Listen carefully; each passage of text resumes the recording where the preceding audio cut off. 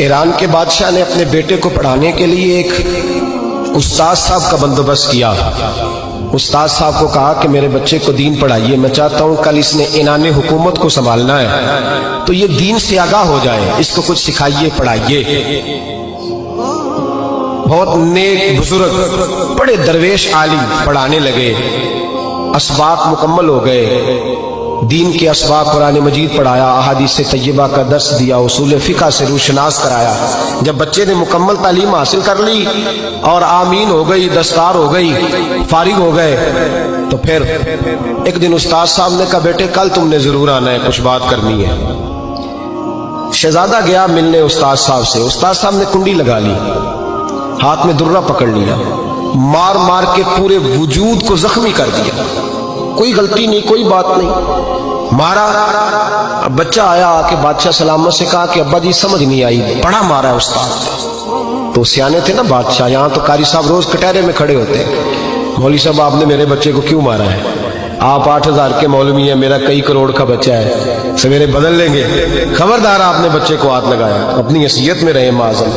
جو قومیں استادوں کو کٹہروں میں کھڑا کرتی ہیں وہ ترقی نہیں کر پاتی، جو استادوں کو کٹہروں میں روز کھڑا کرتے ہیں۔ کہا ابا جی بڑا مارا ہے، تو والد بڑے سمجھدار تھے، کہنے لگے بیٹا استاد باپ ہوتا ہے، وہ زیادتی نہیں کرتا، کوئی بات ہوگی میں تیرے استاد کو کٹہرے میں نہیں بلاؤں گا۔ اماں سے بات کی، اماں کہنے لگی بیٹا میں تیرے باپ سے کیسے بات کروں، ڈر رہا تھا۔ وقت گزر گیا، 22 سال بیت گئے، 22 سال گزر گئے، بادشاہ کا انتقال ہوا، شہزادہ تخت پہ بیٹھا، پہلا حکم یہ دیا کہ میرے استاد کو بلاؤ، پہلا حکم۔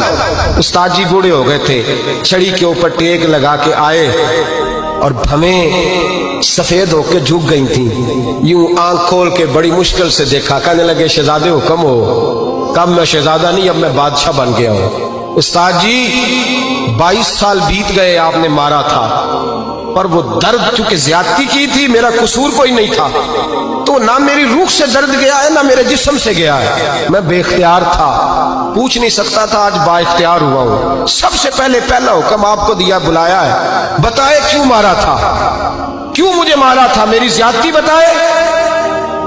تو استاد بوڑھے استاد کی آنکھیں آنسوں سے بھر گئیں، کہنے لگے بیٹے بس آج کے دن کے لیے مارا تھا، یہ جو دن آ گیا نا میری زندگی میں اس لیے مارا تھا، یہ میں چاہتا تھا میری زندگی میں وقت ہے، آج کے بس میری مراد پوری ہو گئی۔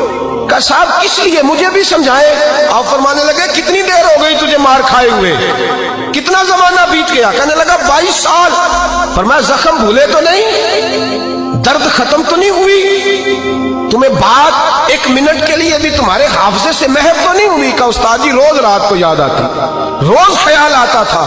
استاد کہنے لگے بھائی تو بے اختیار تھا، پوچھ نہیں سکا، 22 سال تجھے یاد رہا، مجھے پتا تھا تو ایک دن حکمران بنے گا، میں نے تجھے اس لیے مارا تھا کہ بیٹے یاد رکھنا کسی پہ ظلم نہ کرنا، اگر تجھے 22 سال تک یاد رہا ہے تو جس پر تو ظلم کرے گا اسے بھی قیامت تک یاد رہے گا، اور یہ یاد رکھنا تو آج با اختیار ہوا تو تو نے مجھے بلا لیا ہے، قیامت کے دن غریب با اختیار ہو جائیں گے، مظلوم با اختیار ہو جائیں گے، وہ با اختیار ہوں گے، للہ الواحد القہار، رب کریم کی بارگاہ کے اندر ان کا اختیار ہوگا، اکیلے اللہ کی حکمرانی ہوگی، پھر وہ بلائیں گے بڑے بڑے کج کلا، دنیا میں جن کی پگڑیاں اونچی تھیں وہ سر جھکائے کھڑے ہوں گے، دنیا میں جو ڈکٹیٹر بنتے تھے ان کی پشتیں لال ہوں گی، ان کو غدار لکھا جائے گا، قیامت تک نہیں بھولے گا۔